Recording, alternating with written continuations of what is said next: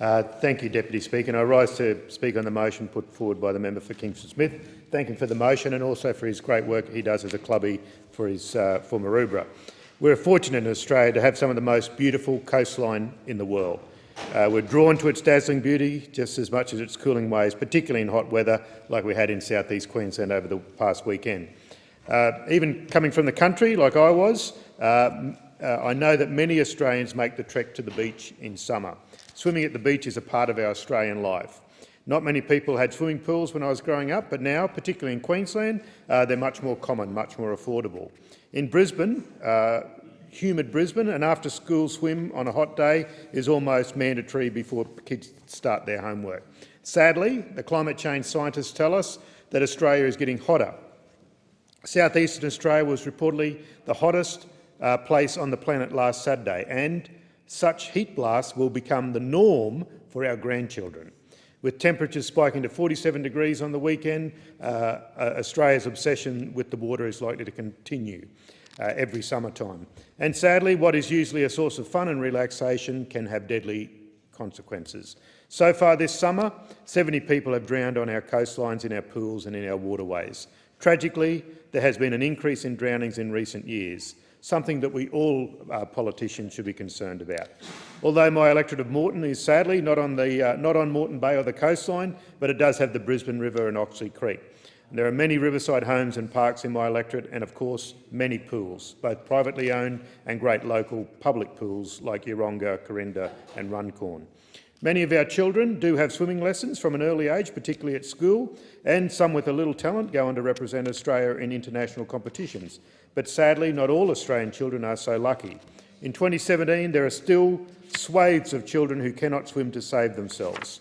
Studies have shown that Aboriginal and Torres Strait Islander children and children who weren't born in Australia are more likely not to be water safe. There are some very generous people who are doing all they can to ensure that children do not drown, such as one of my constituents, Craig Tobin, who operates Craig Tobin Aquatics. In fact, Craig was recently the recipient of a Moreton Australia Day Award for his generosity in subsidising swimming lessons so children will be water safe. And his dedicated service to the Corinda community when he held that Corinda pool lease is, I particularly note here in Parliament. Craig understands that swimming lessons can be a burden on families struggling to make ends meet. He's subsidised hundreds of hours of swimming lessons for families facing financial difficulties. Many of the children he has taught are from refugee backgrounds and children with disabilities. Milperra State High School in my electorate is dedicated to the settlement and English language development of recently arrived migrants from non-English speaking backgrounds. These students have even greater hurdles when it comes to water safety. Studies have shown that for children not born in Australia, achieving the identified benchmarks for water safety is less likely to have occurred by the time they enter secondary school.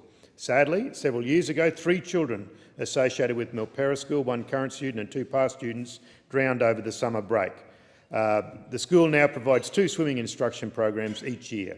Each program runs for 5 weeks and 90% of their students now complete that program. The Principal, Tom Beck, and Deputy Principal Julie both said how grateful they are to be able to run this program for their students. They would like to be able to do more water safety programs with their students, but obviously, like most schools, they're limited by funding. For instance, they would like to reinstate a surf and safety program that exposed their students to the beach with the help of the Surf Lifesaving Association. This would be very useful for their students when they inevitably make their way down to the beaches on the Gold Coast or Sunshine Coast, which I'm sure the member for Kingsford Smith would agree are the best beaches in the world. For all children in Australia, learning to swim is vital. It can be and life-saving is essential. Perhaps because most of us have grown up frolicking in our beautiful waters, we have taken water safety for granted. We cannot afford to keep taking it for granted. There are many children in Australia who are not water safe, not water wise, and this is not good enough. We need to change the approach to water safety. We need to take a national look at this problem and find a national solution. In this country, in Australia, learning to swim should not be something that is dependent on where you live, where you go to school, or whether your parents are wealthy enough. Every child should have basic swim safety competence by the time they complete primary school. It actually makes economic sense to make this investment. And obviously, when it comes to children, we'd all agree it is definitely the right thing to do. And I commend the motion by the member for Kingsford Smith to the House.